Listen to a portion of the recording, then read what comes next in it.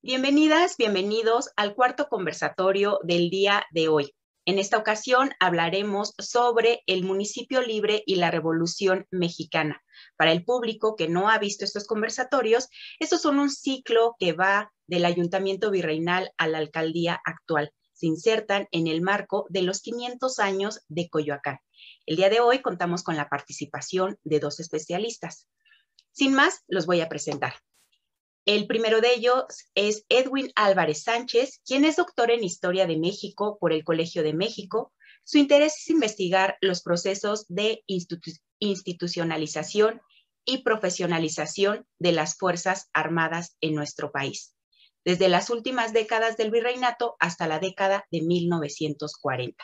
Es coautor del libro Museo Casa de Carranza, Historia y Legado y de algunos artículos de historia militar. Actualmente labora en el Museo de Casa Carranza.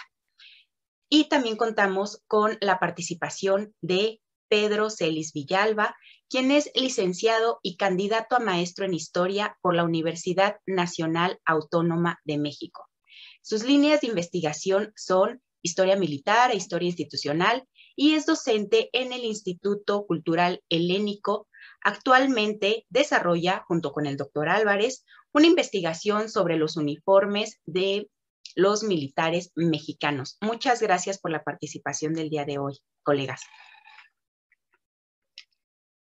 Bueno, para ya dar pie al conversatorio, primero quiero comentarle al público, si es que no ha visto los anteriores, que no se los pierda en las redes sociales de la Alcaldía de Coyoacán, Cultura Coyoacán y la Subdirección de Bibliotecas. Sin más, comenzamos con el conversatorio. Antes de hablar de Revolución Mexicana, si estarán de acuerdo conmigo, siempre se debe de hablar del Porfiriato. El contexto social, económico, así como cultural de lo que estaba ocurriendo a finales del siglo XIX y principios del siglo XX. ¿Qué nos puedes decir al respecto de esto, Pedro? Bueno, muchas gracias. Antes que nada, uno de los puntos fundamentales de los que se habla cotidianamente acerca del porfiriato es este proceso de desarrollo económico y de integración de México a la economía mundial. Entonces, uno de los grandes logros que siempre tenemos presente del periodo del porfiriato es este proceso de industrialización, de tendido de vías férreas y de poner al alcance de prácticamente todo el mundo capitalista una serie de recursos que años previos pues prácticamente eran inalcanzables por la geografía del país. El problema radica en que este crecimiento económico, esta proyección que se da hacia afuera, va a estar contrastada con una muy gran desigualdad al interior del país. Es decir, mientras hacia el exterior se da esta cara de modernidad, de proceso de integración al capitalismo mundial, al interior de la sociedad mexicana existe una gran diferencia en el reparto de riqueza. Es decir, tenemos un núcleo social que va a contar con una gran cantidad de recursos económicos, un muy pequeño núcleo social y una gran cantidad de la población que va a estar en estado económico muy malo y realmente muy grave en algunas situaciones, ¿no? Entonces, lo que sucede en el porfiriato es eso, es un gran crecimiento económico, pero al interior una gran desigualdad de carácter social. Y esto se viene agudizando con problemas como la tenencia de la tierra. Ya algunos personajes habían hablado de estos grandes problemas, por ejemplo, el caso de Andrés Molina Enríquez, que había señalado que si no se atendía en algún momento el problema de las cuestiones agrarias, de la tenencia de la tierra, esto le iba a traer problemas a México muy severos. De hecho, son dos libros los que hablan precisamente el preludio de las condiciones de la revolución, que son el de Francisco I. Madero, que habla de asuntos políticos, el de Andrés Molina Enríquez, que nos retrata esas dificultades de carácter social. Es decir, México ha tenido un gran desarrollo, tiene un gobierno que se denomina a sí mismo y en el papel es un gobierno democrático, pero que en el fondo es una dictadura. Es decir, las condiciones sociales son muy extremas, a pesar del crecimiento, de la proyección del país, que se van agudizando para inicios del siglo XX, ya para 1910, pues la situación viene a ser tan complicada que con el llamado maderista pues va a haber una gran respuesta de carácter social. Muchas gracias, Pedro. En este caso, y ya haciendo un poco ir acotando a la situación del municipio y viendo también que en el porfiriato existen estos claroscuros, podemos hablar de una figura que creo que los representa y me refiero en este caso al jefe político, quien es constantemente mencionado durante el porfiriato. En este caso, Edwin, ¿qué nos podrías decir sobre quiénes fueron estos personajes, cuáles eran sus funciones y qué papel jugaron bajo las órdenes de Porfirio Díaz? Bueno, el jefe político es una figura que aparece por primera vez en la Constitución de Cádiz de 1812. En las postrimerías del virreinato aparecen estos personajes y que van a operar en distintos niveles, en el nivel local, en el nivel provincial e incluso en el nivel virreinal. Los virreyes Calleja, Apodaca o Donojú, en el tiempo en que están bajo el régimen de Cádiz, no van a ser realmente virreyes, sino jefes políticos superiores. Ese va a ser su cargo. Entonces, es allí donde aparecen, van a estar presentes en el primer imperio, porque en el primer imperio va a estar en vigor brevemente la Constitución de Cádiz, de manera provisional.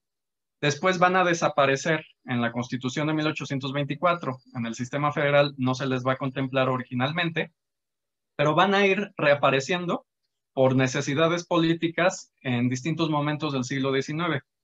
Y el más importante va a ser durante la Gran Década Nacional.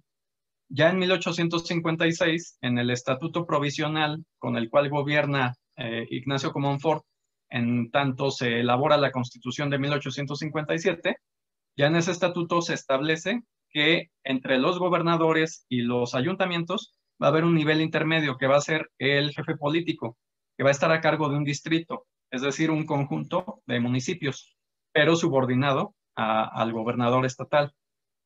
Y este jefe político va a seguir presente durante los siguientes años porque va a ser una figura necesaria por permitir la imbricación de la autoridad militar con la política. Durante la Guerra de Reforma, muchos jefes militares van a ser al mismo tiempo comandantes militares y jefes políticos de una zona. Por ejemplo, el coronel Porfirio Díaz va a ser al mismo tiempo comandante de sus tropas y jefe político de la zona de Tehuantepec. Entonces, es una figura que permite cierta libertad de movimiento político-militar.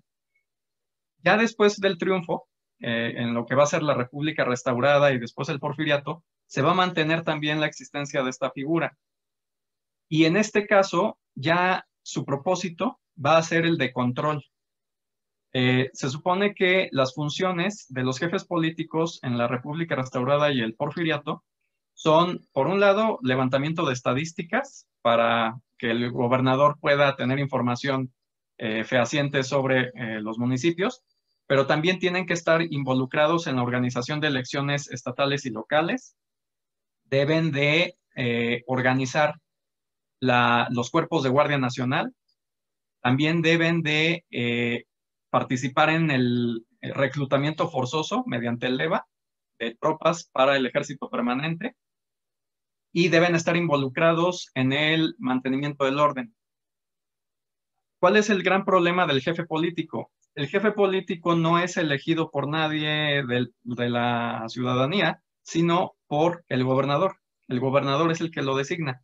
A diferencia de los ayuntamientos y el propio gobernador, que son elegidos por la ciudadanía de manera indirecta, el jefe político es designado directamente por el gobernador. Entonces, va a ser una figura antidemocrática en ese sentido y también lo va a ser en el sentido de que va a ser instrumental en mantener bajo control a los municipios.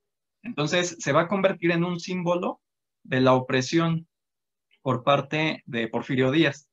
Por ese motivo, el Partido Liberal Mexicano, en su programa de 1906, va a proponer la desaparición de los jefes políticos. Después, en el plan de San Luis de Madero, se va a hablar de la libertad municipal, aunque no se va a prometer la desaparición de estos jefes. Y como en efecto no se les va a desaparecer, después Pascual Orozco, en 1912, con su plan de la empacadora, va a exigir la desaparición de estos jefes políticos. Entonces, es un anhelo de todos los que desean democratizar a la sociedad, el que desaparezca esta figura, porque se le ve justo como un medio de control por encima de los municipios. Gracias, Edwin. Y en este caso, ya Edwin nos ha tocado un punto importante que son algunos de los planes precisamente revolucionarios. Pedro, ¿qué más nos podrías decir? ¿Cómo es que se da ya entonces el inicio de la revolución? ¿Cuáles son algunos de los proyectos nacionales que se están dando? ¿Y qué dificultades se dieron entre estos planes de los diferentes caudillos revolucionarios? Bueno, una de las cosas que señala es muy interesante en el sentido de ver cómo estas figuras políticas regionales, territoriales van cambiando a lo largo de los años. Y en efecto, uno de los grandes problemas que, como había señalado antes, Madero ve en la sociedad mexicana es que la sociedad ha tenido un gran desarrollo económico, pero por desgracia no ha alcanzado esta llegada a la democracia, ¿no? Y la figura del jefe político, estas figuras son importantes siempre en estos procesos. Precisamente Madero, una de sus grandes aspiraciones es lograr consolidar una revolución de carácter político, a partir de este cambio político poder hacer cambios legales, esta vía legal, para hacer mejoras en la sociedad. Entonces, el gran problema que va a tener Madero es la incompatibilidad de las ideas de él con otros sectores sociales. Es decir, uno de los grandes conflictos que hay va a ser, por ejemplo, el caso del Plan de San Luis, el artículo 3 del Plan de San Luis, en el cual se observa la diferencia de las ideas generales de cada uno de estos grupos. El caso de Madero, él habla de la restitución de tierras usurpadas durante el porfiriato. El problema es que los campesinos no solo están pidiendo la restitución de tierras, sino el inicio de este reparto agrario también. Entonces, ahí observamos diferencias en términos de proyectos. Para desgracia, sabemos que el gobierno de Madero, pues es un gobierno que dura 15 meses en el poder y que después de este lapso de tiempo va a llegar Victoriano Huerta, y Huerta va a intentar venderse en su imagen como una tercera opción política. Es decir, reconoce las demandas sociales de la revolución, pero no pretende ir a niveles tan radicales. Es decir, el gobierno de Huerta busca crear un punto medio, una tercera opción política, y de hecho va a hacer cambios a nivel social, a nivel político, a nivel regional, intentando crear esta imagen de una tercera opción política. ¿Cuál va a ser la dificultad? Pues que tras el asesinato de Madero y Pino Suárez, pues el desprestigio del gobierno huertista va a ser gravísimo, y por más que intente esta tercera vía, va a ser evidente que va a haber una dificultad de legitimidad, y es ahí donde surge la figura del grupo de los constitucionalistas, que también están buscando reformas sociales, pero a través de otro mecanismo diferente al de Huerta, diferente al de los campesinos y diferente al de Francisco y Madero. Resultado de estos enfrentamientos, va a terminar siendo derrotado Huerta a mediados de 1914, y en lugar de que se diera esta victoria homogénea de los grupos revolucionarios, se inician también conflictos entre ellos, principalmente dos grupos. Por un lado, el sector campesino, que ya en los primeros triunfos de la revolución ha iniciado estos cambios de la tenencia de la tierra y ha iniciado los repartos agrarios, que chocan directamente con las ideas de Carranza, que van en torno a la legalidad. Entonces, esto que va a provocar el desarrollo de una convención que, primer punto, va a discutir la idea de soberanía de esta convención. Objetivo, desconocer a los dos jefes militares, por un lado Carranza, por otro lado Villa, y a partir de ahí iniciar los trabajos. ¿Cuál va a ser el problema? Precisamente esta convención, que va a estar apoyada en un primer momento por los grupos campesinos, no va a lograr consolidarse como un poder político, y es ahí donde vienen los enfrentamientos ya de los dos grandes modelos políticos. Por uno, las reformas políticas democráticas, constitucionales que piensa Carranza, y por el otro lado, las demandas sociales que buscaban los campesinos, que va a hacer que se enfrenten estos dos grupos a partir del año de 1915 en una guerra civil. Gracias, Pedro. Y en este sentido, Edwin, vamos a retomar un poco la figura de Venustiano Carranza, no porque sea el caudillo principal o el más importante de la revolución, por supuesto, sino porque el que va a poder concretar un proyecto ya en la Constitución de 1917. Bueno, ya en este sentido, ¿qué decisiones tomó el primer jefe del ejército constitucionalista y cuál fue el proyecto, cuál era su proyecto en sí? Asimismo, ¿qué leyes promulgó y cómo se relacionaron estas con la libertad municipal? Porque antes de 1917, ya con la Constitución, sí hubo una serie de proyectos que quisieron lograrse, y creo que Venustiano Carranza estuvo muy involucrado en esto. ¿Qué nos puedes decir al respecto, Edwin? Sí, bueno, como mencionó Pedro, al triunfo del constitucionalismo sobre Huerta hay una división, una escisión. Por un lado está el primer jefe Venustiano Carranza, que quiere, bueno, más bien, en virtud del Plan de Guadalupe, tiene que ejercer la presidencia provisional. Pero, por otra parte, está Francisco Villa y otros generales que no quieren reconocer la autoridad de Carranza. Entonces, Carranza es convencido por Álvaro Obregón, Eduardo Hey y otros constitucionalistas de convocar una convención de generales en la Ciudad de México, y esta convención pues no va a reunirse aquí en la ciudad por mucho tiempo, porque los zapatistas van a afirmar que se les quiere tender una trampa, que los van a matar. Entonces deciden irse a un terreno neutral que es Aguascalientes. Allí se reúnen y ahí sí convergen tanto villistas como zapatistas, y siendo mayoría votan en contra de Carranza como presidente provisional. También proponen la destitución de Villa como jefe de la División del Norte, y Villa acepta. Carranza no acepta su destitución, no reconoce a esta junta de generales como un grupo soberano que represente a la nación, y entonces estalla una nueva etapa de guerra civil. Carranza abandona la Ciudad de México, se va a Veracruz, ahí es donde establece su gobierno, un tanto coincidiendo con Benito Juárez, que también en la Guerra de Reforma va a refugiarse en Veracruz.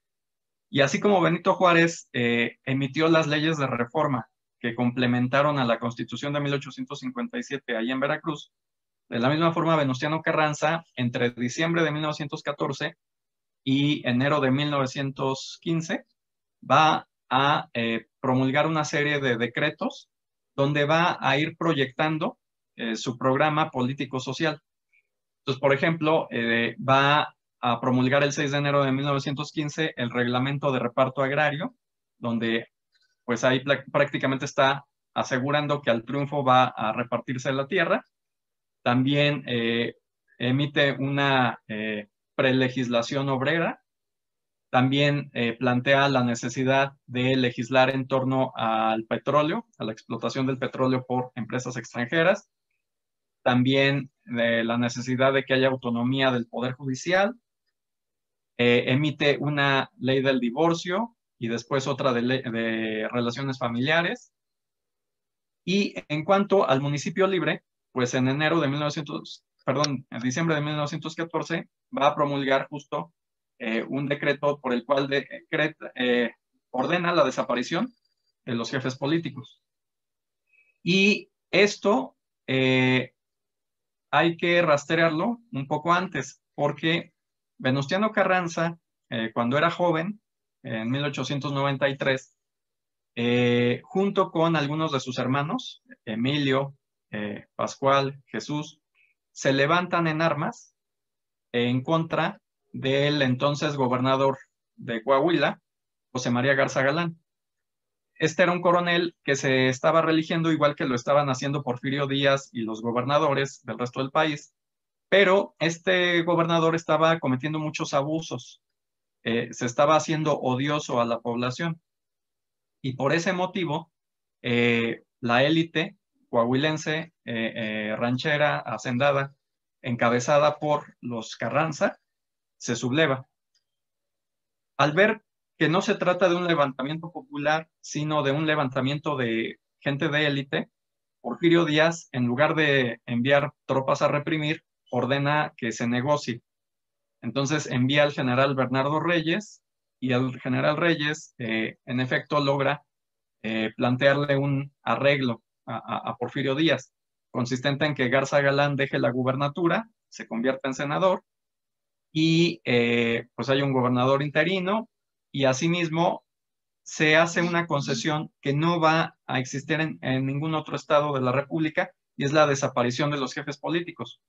Es decir, los hermanos Carranza en 1893 logran que en Coahuila no existan jefes políticos. Entonces, evidentemente, la libertad municipal era una preocupación muy personal de Venustiano Carranza. independientemente de que todo el país estaba de acuerdo en que debían desaparecer, Carranza tenía muy claro que este era uno de sus objetivos muy personales. Entonces, estando en Veracruz, pues justamente decreta la desaparición de los jefes políticos. Y después, en la Constitución de 1917, en el artículo 115, va a quedar establecido este aspecto. Y esto también es interesante porque si uno revisa la Constitución de 1857, allí no se contempla el nivel municipal. En la Constitución de 57 habla de la organización a nivel nacional, federal y a nivel estatal. O sea, presidente y gobernadores. Y ahí queda. No habla de la parte municipal. No, y por tanto, pues el jefe político tampoco aparece, pero tampoco hay nada que lo prohíba, ¿no? En cambio, en la Constitución de 17 queda bien planteado primero el nivel federal, después el nivel estatal y por último el nivel municipal. Y es justo en el artículo 115 donde la Constitución va a prohibir primero la existencia de los jefes políticos y también va a plantear que el municipio, el ayuntamiento, es la base de la organización política del país. Entonces, siguiendo un poco el modelo medieval que se había heredado de España, el municipio se va a convertir en la base fundamental, en la forma de organización más básica para nuestro país.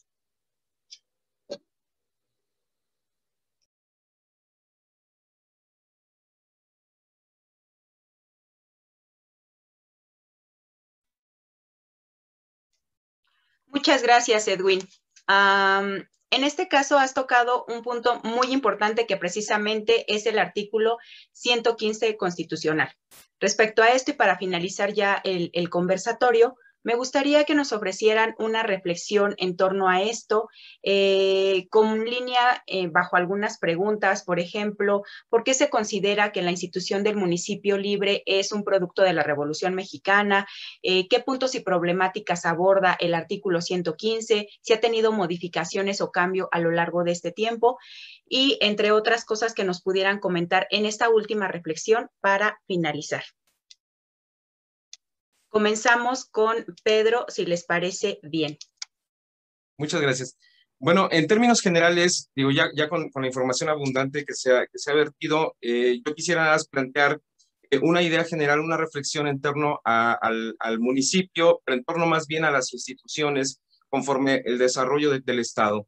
Es decir, una de las cosas que se observa es que las instituciones, no todas las instituciones han sido analizadas adecuada y profundamente en este país. Y cuando uno va observando el desarrollo precisamente de las instituciones, en este caso las demarcaciones territoriales o las estructuras de poder político, va observando que todas estas modificaciones van acorde a las necesidades, a las características del país. Es decir, como bien lo señala Edwin en sus comentarios, el jefe político tenía una característica que era la de control. Conforme va pasando el tiempo, las condiciones de la sociedad se van modificando y van a ser precisamente grandes demandas. No solo de la revolución, sino de años previos del proyecto del Partido Liberal, la eliminación de estas figuras de control y la creación de espacios autónomos con mayor participación. ¿Cuál es la consecuencia? Que a partir de ahí, lo que observamos precisamente en el artículo 115, que es donde se vierte esta idea del municipio libre, vamos a observar que a lo largo de los años, y precisamente en los últimos años, han venido una serie de reformas que ya no corresponden a las reformas de las intenciones de los años de la revolución. Es decir, lo que está buscándose hoy en día es la transformación hacia un proceso democrático. En otro momento, estas instituciones servían como ejes de control y evidentemente no tenían una representatividad de la ciudadanía. ¿Cuáles los cambios derivados precisamente de los cambios constitucionales, de las aspiraciones de estos artículos de la Constitución? Va a ser aspiraciones ya más legítimas en términos de las necesidades contemporáneas, que tienen que ver con la transparencia de la administración y precisamente con la representatividad y la democracia. Creo que es un gran punto de reflexión, ver cómo estas instituciones van atravesando toda la vida del México independiente y van adaptándose a las necesidades de cada momento en particular. Gracias, Pedro. Y tú, Edwin, ¿qué nos podrías decir? ¿Cuál sería tu reflexión final respecto a esto? Pues coincido con Pedro, ¿no? Las instituciones obedecen a su momento histórico. Desde la revolución, la democracia ha sido un elemento importante para justificar al Estado y también ha sido una exigencia social. Entonces, en nuestra época actual, pues justo se busca la mayor libertad posible y la mayor representatividad posible, y esto se refleja en las reformas legislativas. Por ejemplo, si uno examina el texto original del artículo 115, pues bastó en ese momento con afirmar que los jefes políticos desaparecían y que el municipio iba a ser la forma de organización fundamental. Hoy en día, en cambio, si uno revisa el artículo 115, bueno, ha aumentado exponencialmente y se han especificado muchos aspectos del funcionamiento de los ayuntamientos. Se habla de su composición por regidores y síndicos, se habla en efecto de la rendición de cuentas, de la posibilidad de que se les desaparezca por decreto de una legislatura local, y qué sucede en ese caso, etcétera. Incluso en 2014 se reformó la Constitución para permitir la reelección de los ayuntamientos cuando su gestión es de 3 años, de modo que puedan cubrir el sexenio completo. Entonces, pues sí, vemos cómo la ley se va reformando de acuerdo a las necesidades y planteamientos de cada momento. Entonces, desde nuestra perspectiva ciudadana, podemos considerar que es una conquista democrática la desaparición del jefe político y el asegurar la libertad de gestión de los ayuntamientos. Desde un punto de vista histórico, podemos ver cómo las preocupaciones sociales y políticas han cambiado, ¿no? En el porfiriato la prioridad era la paz, la pacificación, el orden, después de un turbulento siglo XIX. Hoy, en cambio, la prioridad pues es la libertad, la democracia y la representatividad.